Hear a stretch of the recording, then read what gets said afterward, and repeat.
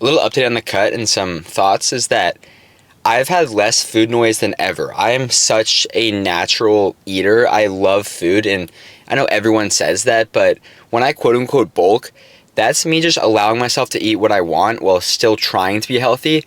And I always just accidentally get up to like 235 pounds. So I just love to eat. It's always on my mind.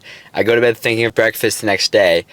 But my food noise, which is, the idea of, food being on your mind and all these cravings and everything, has been lower than ever this cut. I haven't had cravings in a while, all of these amazing things. And I think it's been a few changes I've made. Number one, I tell myself, food is just food. It's not that deep. You know what it tastes like. As I'm eating this, it's just a temporary feeling that I'm not even going to feel good as I'm eating it because I feel guilty. And then I'm going to feel even more guilty afterwards. You know what's going to feel great though? An earned cheat meal later. And I've always struggled with moderation. If I take one bite of something, I'm going to finish the entire thing. But now I've started telling myself, I'm curious about it, so I take one bite. Okay, that's what it tastes like. Pretty good, but it's just food. And then I stop. And one part that's been a little bit weird, and I may sound crazy, is learning to appreciate all parts of the cut, even the parts that suck, even the painful parts like being hungry or being tired or having cravings, all of those things. I've learned to appreciate them as an experience because I'm not going to be cutting forever. And there's something beautiful about the struggle. Afterwards, I always look back and go, hey, that was kind of, a good time. I kind of enjoyed the struggle of being tired and hungry but pushing through the workout, or really wanting that cake, or really wanting that, extra fruit, whatever it was, but staying strong. Even things like studying for the SAT, I look back fondly at. Like, man, it was kind of nice to wake up early and grind, to have that struggle of really wanting to quit but pushing through, of being tired, of staying up late, whatever it was. So I've learned to appreciate the parts of the cut that suck, not just looking in the mirror and being shredded, not just unlocking new veins, unlocking new striations. All of those parts are awesome. But also just like sitting with my hunger, and you shouldn't be starving yourself, to be 100% clear, but you will be, a little bit hungry once you start to get shredded, obviously. But no, don't starve yourself. But anyways, sitting with my hunger or sitting with my boredom, not being able to just snack on food, and just sitting with it and sitting with this feeling, sitting with this struggle and appreciating it. Because, you're not going to get that experience forever. And some people never get that experience. It's like that quote goes, everything is a win when the goal is to experience. Struggle, it's an experience. Failure, it's an experience. Disappointment, frustration, everything is an experience that is temporary and that you won't always get. So 30 years from now, I'm never going to cut again, probably, when I'm, 50 years old and have kids and, I'm dealing with everything. But I have that experience now. So why not appreciate it? Why not just sit with your hunger and be like, yeah, I'm pushing through. And the final part is, that's help with my food noise. Just remind myself, cravings pass. These feelings pass. Right now, I really want this dessert. But if I just stay busy for 30 minutes, I won't even desire it anymore. When I wake up tomorrow with a new low and a new, even more shredded, I'm going to feel better. I'm going to not desire it anymore. That was a long yap. Hope something has helped. But yeah, the cut is going well.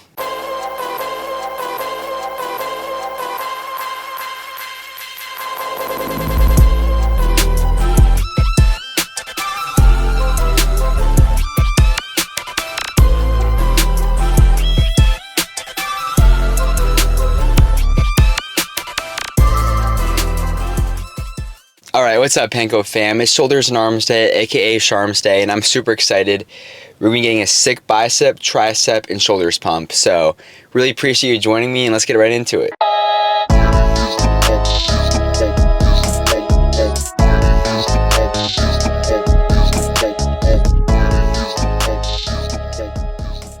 Life is literally all consistency over intensity. As in, when I had my first cut, I didn't cut that aggressively, but I did not have a single off day. It was just every single day I was on it. Cut 2, completely different story. I tried to aggressively cut, and for various reasons, I just had a few binges, just a few off days. But those off days just offset, a week of progress, just absolutely slamming, 10,000 plus calories at once. So even though I was actually way more locked in on my locked in days, in other words, I was way more aggressive, I never got as things I did in cut 1. And there are 2 things to do to make you consistent in anything. It's how I studied over 200 straight days for the SAT. It's how I've been locked in on this cut. It's how I went years for that cheat meal and so on. Number 1 is you tie it to your identity. This whole cut I've been saying, I'm going to eat healthy because it's what I do. I don't have cheat meals. I'm not someone who does that. I'm someone who studies. I'm someone who eats healthy. And number 2, and more importantly for me, is simply taking it one day at a time, which is cliche and obvious. We have to really think about it. When I'm having a craving, I literally think, okay, I'm 5 hours away from going to bed. All I have to do is survive 5 hours. However far away you are from bedtime is all you have to secure diet for. If it's 7 p.m., you're right there. You're 4 or 5 hours away. And that's so easy. You can easily do that. But the problem arises when you start to think, I need to stick to my diet for the next month. I need to stick to my diet for the next 8 weeks. Because suddenly it looks like it's impossible. It's like you're not even close. You might as well have that cheat meal. But if you look at it as just surviving until bedtime, or whatever goal it is, just today I need to study. Just today I need to stick to my diet. Just repeatedly saying, just today, that's it. Tomorrow I can cheat on my diet. Tomorrow I can be lazy, but not today. And then you wake up and it resets.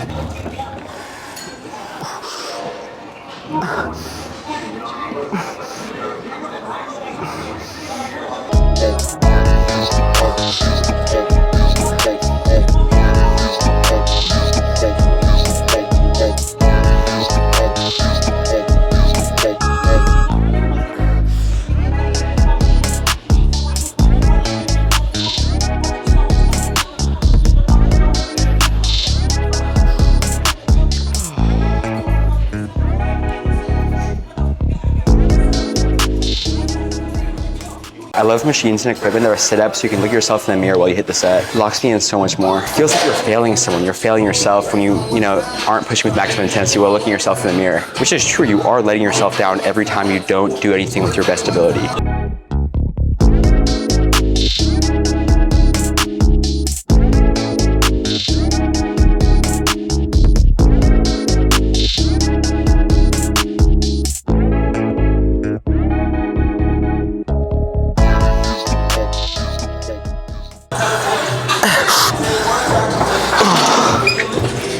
Press some side delts.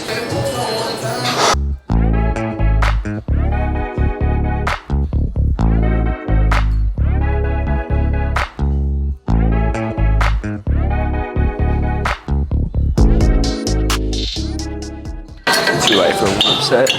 Warm-up sets should not be anywhere near failure. Like, you should not be struggling at all, but you gotta feel some tension. That just felt like nothing.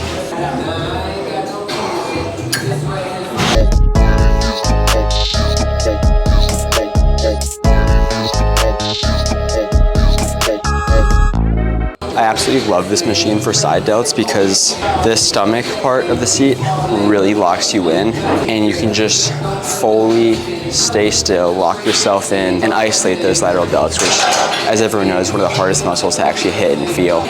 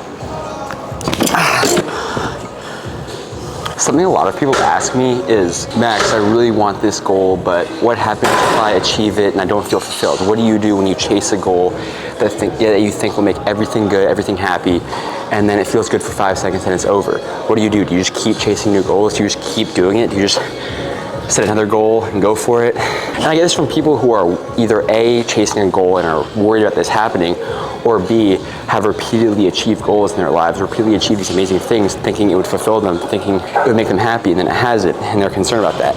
And there are two parts I answer this with. Number one is you have to learn to enjoy the process. This doesn't mean it's all sunshine and rainbows. Working through something sucks. It's supposed to suck. It's supposed to be hard. It's supposed to be painful. It's supposed to be boring at times. All of those things. That's normal. That's part of the process. If you're chasing something a lot of people want, yet not many people have, it's going to be painful. So we're past that. However, you need to learn to love that in its own way. I love the pain of leg day because I'm proving to myself I can push through pain, because I get the endorphin, because I get to listen to music, because with every, painful squat, I'm imagining my legs growing, and I'm proving to myself once again that I can do hard things. So there's various things like that that make me, enjoy the process of a leg day and the process of bodybuilding. And my second point, and honestly a deeper point that's more important, is that you can't chase goals just for yourself and expect to be fulfilled. This may be a bit of a hot take, but you chase a goal purely for yourself, not for something greater like doing good for the world, for loved ones, for some sort of greater purpose, you're gonna be unfulfilled. Because ultimately, if it's just for yourself, it can't possibly be that deep. Okay, you want a medal, you want a trophy, you got some money. It's not that deep. It's not gonna fulfill you. It'll feel good for a few minutes. It'll prove to yourself that you can do something hard, which is very important. It's great for a lot of reasons, but if it's just for yourself, it's not gonna be this magical, I'm happy forever now moment. Goals should be partly for yourself for sure. If you're choosing goals purely for other people, purely because if society tells you to or anything like that, then that's even worse. That's not gonna leave you feeling any fulfillment either. But think about how you wanna impact the world, how you wanna impact your loved ones, the world, things you care about. Give yourself some purpose. But with all that being said, yes, I'm constantly setting new goals, new things to strive for. But it's not this, oh no, I have to set another goal. It's this happiness that I'm always getting better for my entire life. I'm going to be improving. I'm going to be chasing something. And I'm not scared of that because I'm loving the process.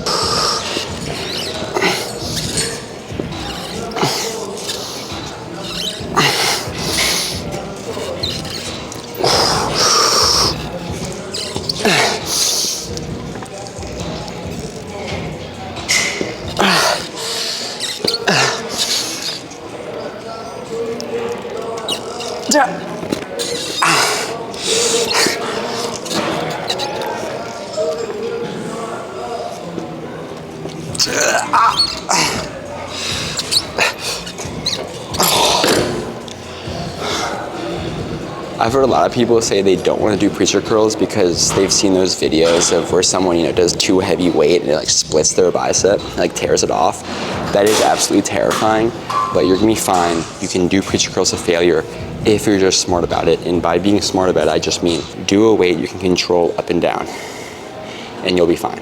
But yeah, because of the hedonic treadmill, which means you get used to whatever you have, you get used to your standards of living, something like money won't make you happy. If you get that penthouse in Miami that you've always wanted, you'll get used to it. Now it's like, okay, now what? And it's not to say just stop chasing those. Like, sure, if you want to start a lifestyle, go for it, for sure. But one, learn to love the process of always getting better, the process of always chasing something, of achieving something. And two, do it for something bigger than yourself. Now I'm hitting brachialis by hitting preacher curls but holding on to the inner part, so you'll see.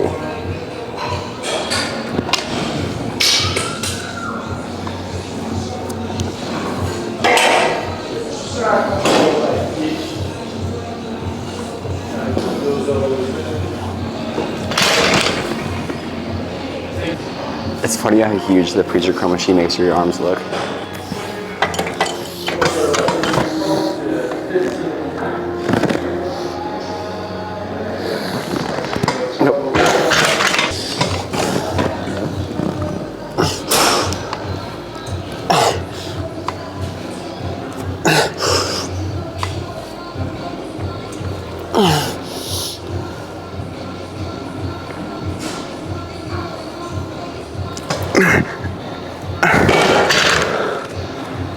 Still a little bit too heavy, but we'll adjust.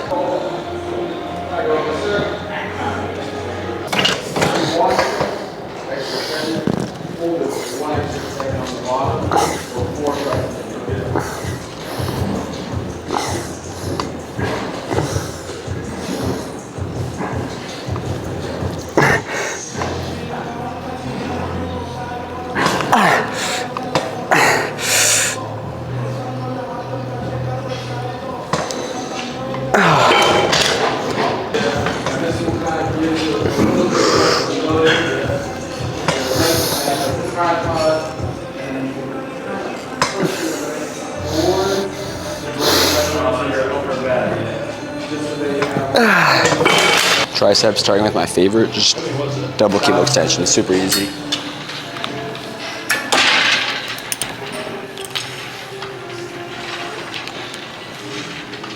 I'm always so tempted to skip the warm-up set, but you should never do that. Besides the fact that it reduces your chance of injury, you also lift heavier weight and push with more intensity if you do a quick warm-up set.